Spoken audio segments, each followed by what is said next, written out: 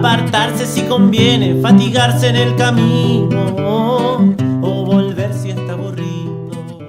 La lectura que nos reúne el día de hoy se titula La Vegetariana. Es una novela escrita por la autora surcoreana Kang Han, recientemente galardonada con el Nobel de Literatura. Sin más, comencemos. Antes de que mi mujer se hiciera vegetariana, nunca pensé que fuera una persona especial. Para ser franco, ni siquiera me atrajo cuando la vi por primera vez. No era ni muy alta ni muy baja, llevaba una melena negra, ni larga ni corta, tenía la piel seca y amarillenta. Sus ojos eran pequeños, los pómulos algo prominentes y vestía ropa sin color como si tuviera miedo de verse demasiado personal. Calzada con unos zapatos negros muy sencillos, se acercó a la mesa en la que yo estaba sentado, con pasos que no eran ni rápidos ni lentos, ni enérgicos ni débiles. Si me casé con ella fue porque, así como no parecía tener ningún atractivo especial, tampoco parecía tener ningún defecto en particular. Su manera de ser, sobria y sin ninguna traza de frescura, ingenio o elegancia, me hacía sentir a mis anchas. No hacía falta de que me mostrara culto para atraer su atención, ni tenía que andarme con prisas para llegar a tiempo a nuestras citas. Tampoco había razón para que me sintiera menos cuando me comparaba a solas con los modelos que aparecían en los catálogos de moda masculina, ni mi barriga, que había comenzado a abultar a partir de los veintitantos, ni mis delgados brazos y piernas, que no ganaban músculo a pesar de los esfuerzos que hacía, ni siquiera mi pequeño pene, que era la causa de un secreto complejo de inferioridad, me preocupaban lo más mínimo cuando estaba con ella. Nunca he pretendido más de lo que creo merecer. Cuando era pequeño, me las di de bravucón en las calles, poniéndome al frente de una banda de chiquillos que eran menores que yo.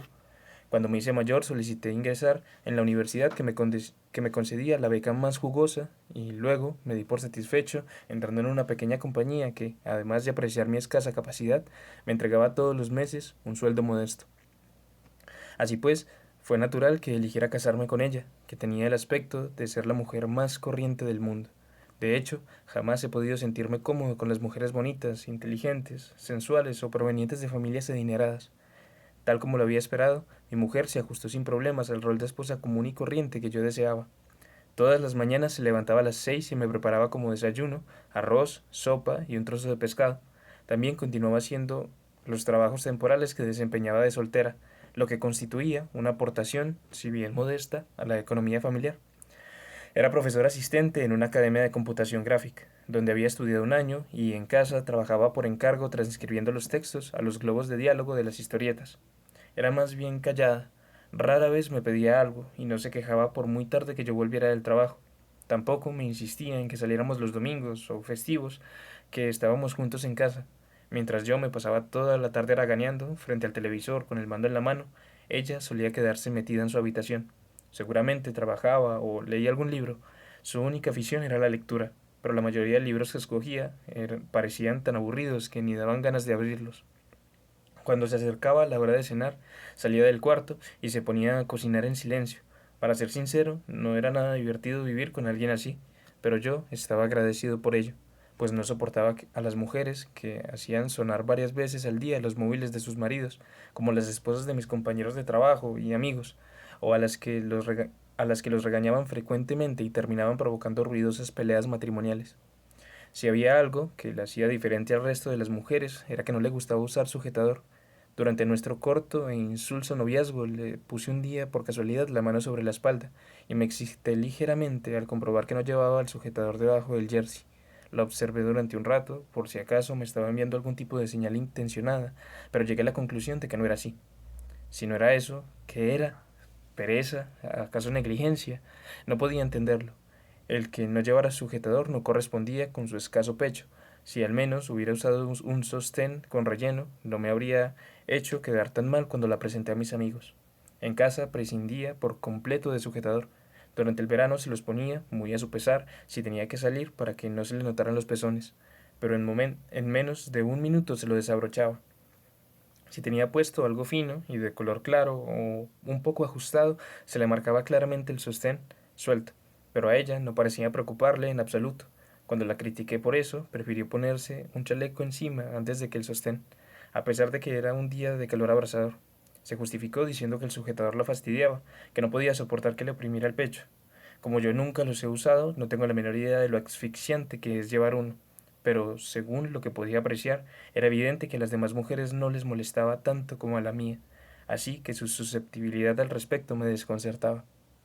Excepto a eso, todo transcurría con normalidad. Aquel año cumplíamos 5 años de casado, pero como nunca habíamos estado locamente enamorados, no había motivos para sentir que la relación se hubiera desgastado. Habíamos aplazado el tener hijos hasta que comprábamos una casa, y como eso lo habíamos hecho por fin en otoño, yo había comenzado a pensar que ya era tiempo de oír que me llamaran papá, hasta que la descubrí una madrugada del mes de febrero en la cocina, vestida únicamente con un camisón.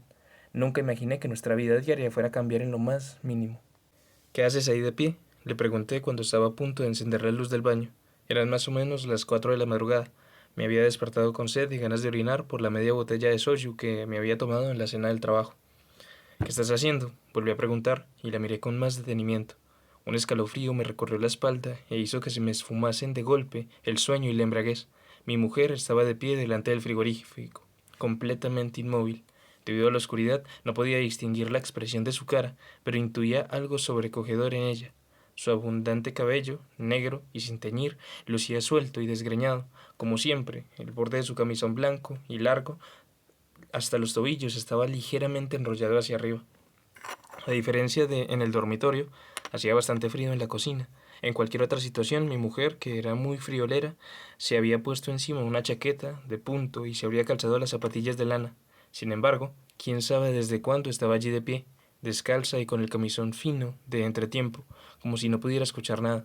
Parecía que en el lugar donde estaba el frigorífico hubiera alguien, quizá un fantasma, que yo no podía ver. ¿Qué le pasaba? ¿Se había convertido en sonámbula o algo así? Me acerqué a ella, que estaba de perfil y como petrificada. ¿Qué te pasa? ¿Qué haces a estas horas aquí?, volvió a preguntar, poniéndole la mano en el hombro. Al contrario de lo que esperaba, no se asustó. No era que estuviera absorta pensando en otra cosa, sino que tenía perfecta conciencia de que yo había salido del dormitorio. Le había hablado y me había acercado a ella.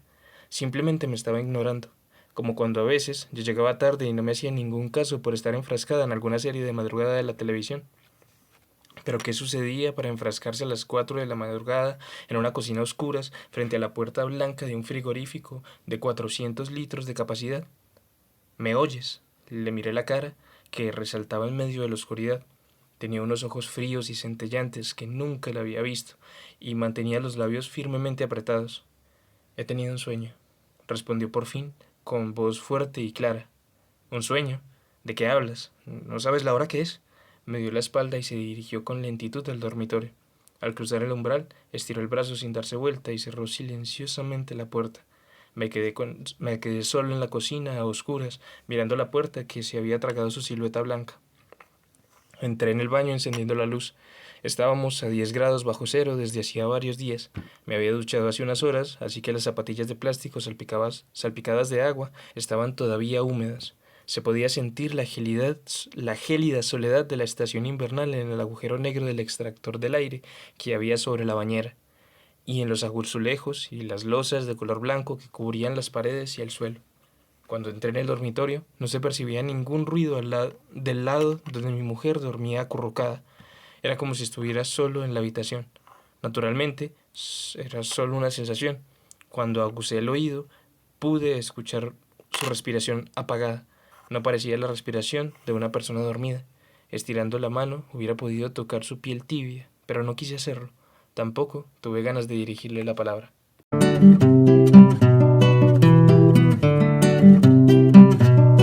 Y al final de esta pendiente, donde se extiende el abismo, y entre lo oscuro y lo incierto, yo he seguido mi camino, y gritándome, estoy vivo.